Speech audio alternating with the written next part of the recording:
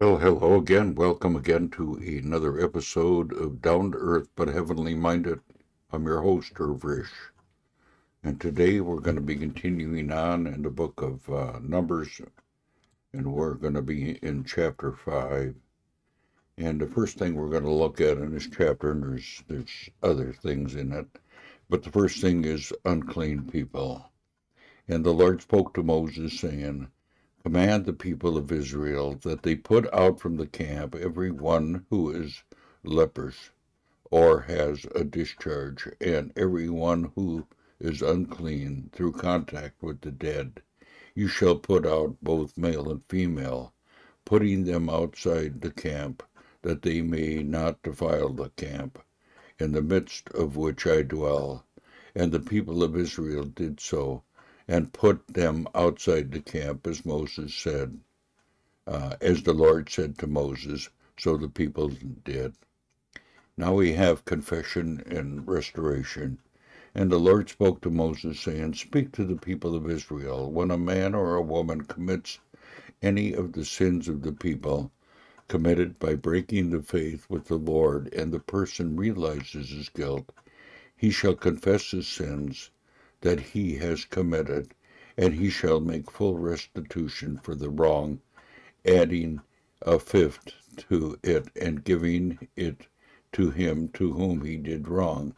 But if the man has no next of kin to whom restitution may be made for the wrong, or the restitution of the wrong shall go to the Lord for the priest, and adding to a ram of atonement, with which atonement is made for him, and every contribution, all the holy donations of the people of Israel, which they bring to the priest, shall be his. Each one shall keep his holy donation. Whatever anyone gives to the priest shall be his. Now we come to a test for adultery. And the Lord spoke to Moses, saying, Speak to the people of Israel. If any man's wife goes astray and breaks faith with him, if a man lies with her sexually, and it is hidden from the eyes of her husband, and she is undetected though she has defiled herself, and there is no witness against her, since she was not taken in the act. And if the spirit of jealousy comes over him, and he is jealous of his wife who has defiled herself, or if the spirit of jealousy comes over him, and he is jealous of his wife, though she has not defiled herself, then a man shall bring his wife to the priest, and bring the offering required for her, a tenth of an ephah of barley flour. He shall pour no oil on it, and put no frankincense on it, for it is a grain offering of jealousy, a grain offering of remembrance, bringing iniquity to remembrance. And the priest shall bring her near, and set her before the Lord. And the priest shall take holy water in an earthenware vessel, and take some of the dust that is on the floor of the tabernacle, and put it into the water. And the priest shall set the woman before the Lord, and unbind the hair of the woman's head, and place in her hand the grain offering of remembrance, which is the grain offering of jealousy. And in his hand the priest shall have the water of bitterness that brings the curse.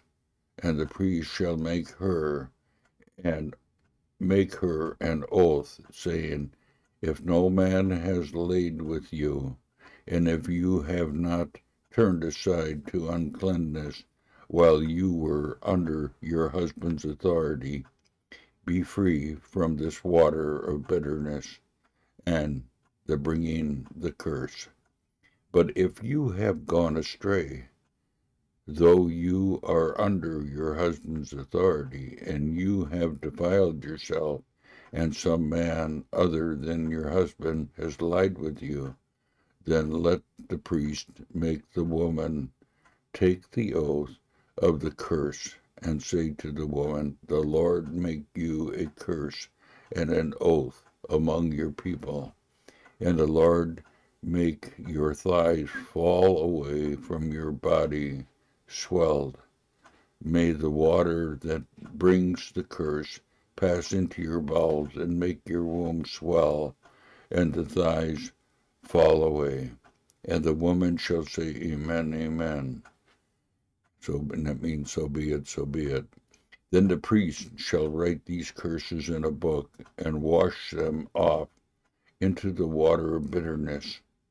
And he shall make the woman drink the water of bitterness that brings the curse, and the water that brings the cure shall enter into her and cause bitter pain. And the priest shall take the grain offering of jealousy out of the woman's hand, and shall wave the grain offering before the Lord, and bring it to the altar. And the priest shall take a handful of grain offering as its memorial portion, and burn it on the altar, and afterwards shall make the woman drink the water. And when he has made her drink the water, then if she has defiled herself and broken faith with her husband, the water that brings the curse shall enter into her and cause bitter pain, and the woman's shall swell, and her thighs shall fall away, and the woman shall become a curse among the people. But if the woman has not defiled herself and is clean, then she shall be free and shall conceive children. This is the law of the case of jealousy, when a wife, though under her husband's authority, goes astray and defiles herself, or when the spirit of jealousy comes over a man and he is jealous of his wife. Then he shall set the woman before the Lord, and the priest shall carry out for her all this law. The man shall be free from iniquity, but the woman shall bear her iniquity. Well, that completes the reading of our word for today. Until next time, bye for now.